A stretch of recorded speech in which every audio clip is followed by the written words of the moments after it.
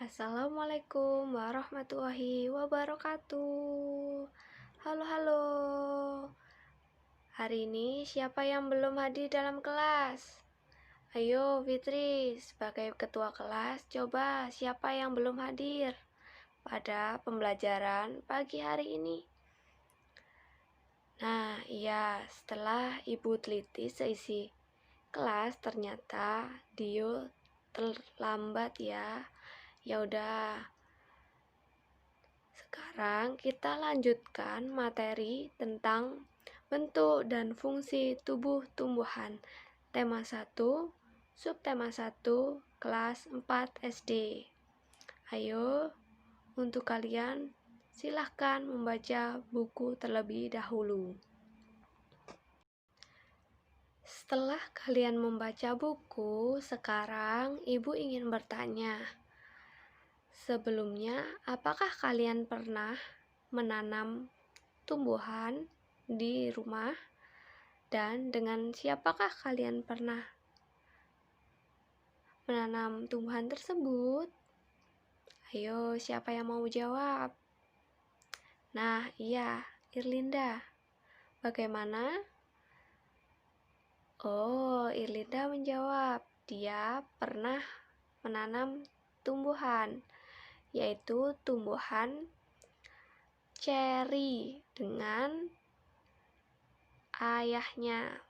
Nah, setelah itu, apakah kalian tahu bagian-bagian apa pada tumbuhan? Nah, sekarang Ibu punya gambar. Siapa yang ingin menjawab bagian-bagian yang ditunjukkan pada gambar tersebut? Ayo, siapa mau menjawab? Nah, iya, jawaban Dio benar sekali. Jadi, bagian-bagian tumbuhan itu terdiri dari ada bunga, kemudian ada daun, ada buah, ada batang, dan ada akar. Benar sekali. Bagian-bagian yang telah Ibu sebutkan tadi seperti bagian-bagian tubuh tumbuhan disebut dengan apakah itu? Nah, benar sekali. Bagian-bagian tersebut disebut dengan struktur tumbuhan. Tahukah kalian apakah itu struktur tumbuhan? Ayo, siapa yang mau jawab? Berhubung tidak ada yang mau menjawab, jadi struktur tumbuhan adalah suatu susunan yang dapat membentuk suatu makhluk hidup. Struktur tumbuhan terdiri atas daun, batang, dan akar, dan itu termasuk susunan pokok. Sedangkan untuk susunan pada tumbuhan secara khusus terdiri atas bunga, buah, dan biji. Nah, selanjutnya kita akan membahas satu persatu tentang bagian-bagian tubuh tumbuhan yang akan dimulai dari paling bawah. Tahukah kalian bagian apa yang paling bawah dari bagian tubuh tumbuhan?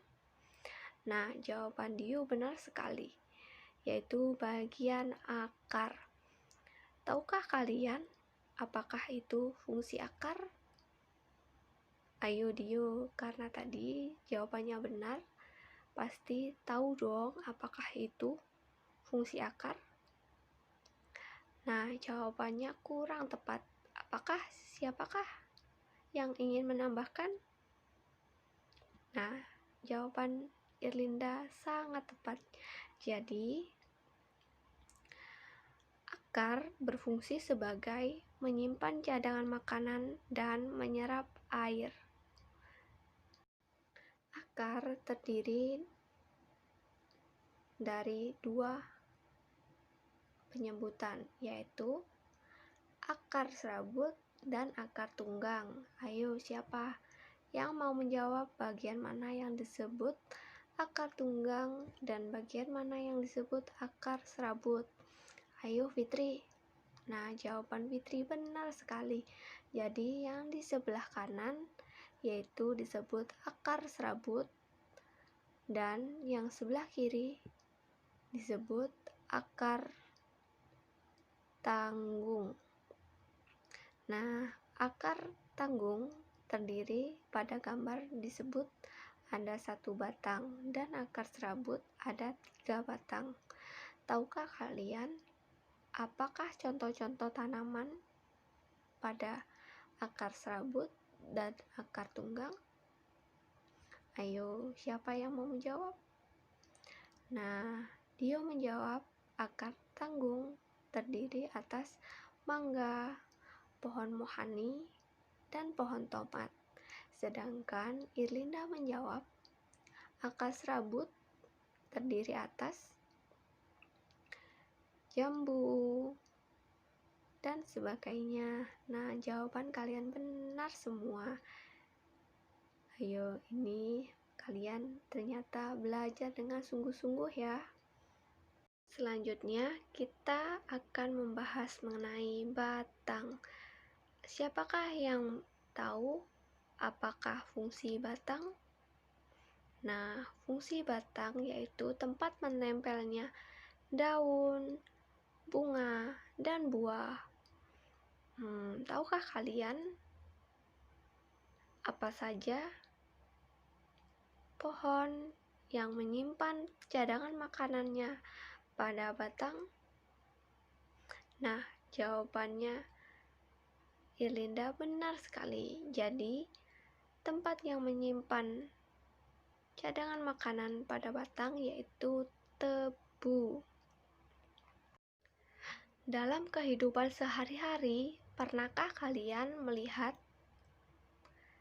bagaimana bentuk pohon mangga dan bagaimana bentuk pohon pisang? Dan setelah kalian mengamatinya, apakah perbedaan dari kedua pohon tersebut yang sangat menonjol? Nah, jawaban Fitri benar sekali. Jadi, pada pohon mangga, batangnya bercabang, sedangkan pada pohon pisang, batangnya tidak bercabang. Dan ibu menambahkan, pada pohon mangga, batangnya memiliki kambium dan memiliki xilem dan floem. Sedangkan pada tanaman pisang, batangnya tidak berkambium dan tidak memiliki xilem dan floem. Apakah kalian tahu apakah itu xilem dan floem? Nah, berhubung kalian tidak tahu, ibu akan menjelaskan. Jadi, xilem adalah berfungsi sebagai mengangkut air dan nutrisi dari tanah dan disebarluaskan pada tubuh tumbuhan. Sedangkan floem berfungsi sebagai mengangkut hasil fotosintesis dan disebarluaskan pada tubuh tumbuhan. Jadi antara xilem dan floem itu beda ya. Jadi bila xilem berfungsi pada akar dan floem berfungsi sebagai daun. Begitu. Selanjutnya kita akan ke bagian daun. Tahukah kalian apakah itu fungsi daun? Nah, jawaban Diu benar sekali. Jadi, fungsi daun yaitu untuk memasak makanan. Dan daun pada umumnya itu berwarna hijau. Jadi, daun dapat memasak bila terkena sinar matahari dan akan menghasilkan karbon dioksida. Proses memasak makanan tersebut disebut dengan fotosintesis. Daun terbagi menjadi 4 jenis, yaitu daun sejajar, daun menyirip, kemudian daun menjari, dan daun melengkung.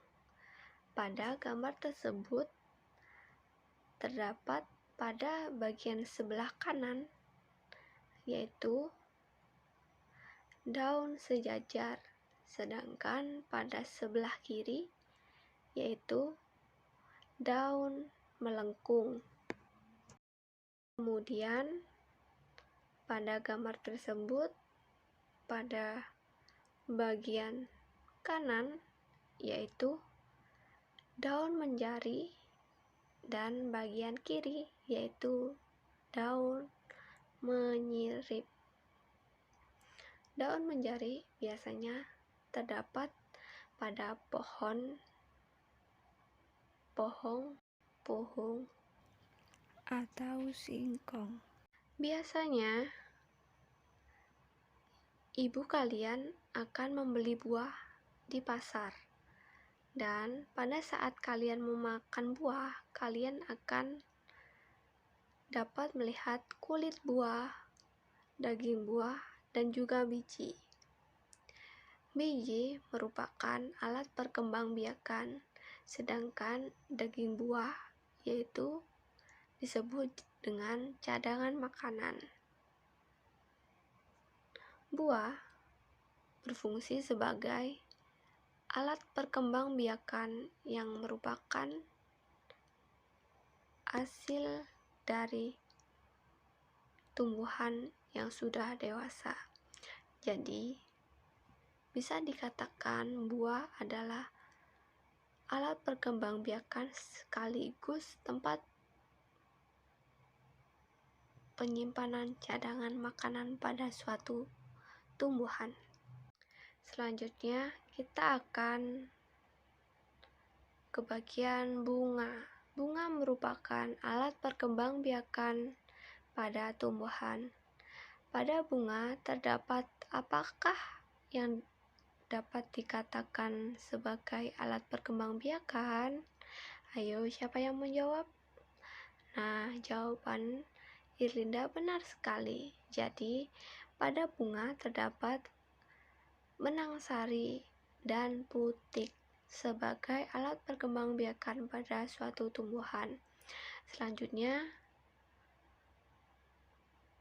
bagaimanakah ciri-ciri bunga? Apakah siapa yang tahu?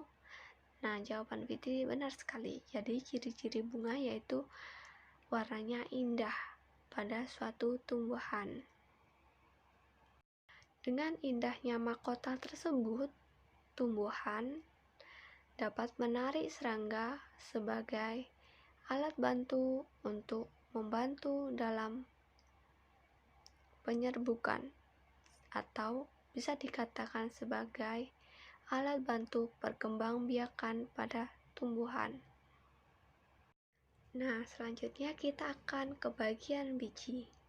Biji merupakan hasil penyerbukan dari serbuk sari dan putik. Biji terbagi menjadi dua, yaitu dikotil dan monokotil. Siapakah yang tahu apakah istilah lain dari dikotil atau monokotil? Istilah merupakan sebuah sebutan lain dari suatu benda. Jadi, apakah sebutan lain dari dikotil dan monokotil? Ayo, siapa yang mau menjawab? Nah, Fitri, jawabannya benar sekali. Jadi, dikotil merupakan biji berkeping 2, sedangkan monokotil yaitu biji berkeping 1. Nah, pada gambar tersebut dijelaskan yaitu biji monokotil atau biji berkeping 1 dan biji dikotil yaitu biji berkeping 2. Nah, kalian bisa melihat perbedaan antara biji berkeping 2 dan biji berkeping 1. Selanjutnya adalah contoh dari biji berkeping 2 dan berkeping 1. Pada tumbuhan monokotil dan dikotil itu berbeda sekali, dan perbedaan tersebut dapat terlihat dari keping biji, tulang daun, batang, bunga, dan akar. Jadi, tumbuhan monokotil dan tumbuhan dikotil itu berbeda ya. Selanjutnya, untuk tugas rumah, silakan membuka Edmodo dan mengerjakan soal latihan yang terdapat pada Edmodo tersebut dan dikerjakan. Setelah selesai mengerjakan, bisa dikirim ke ibu lewat WhatsApp grup ya, dan kerjakan dengan hati-hati dan jangan terburu-buru, dan bisa meminta bantuan dari orang tua ya. Sekian pembelajaran kali ini. Wassalamualaikum warahmatullahi wabarakatuh.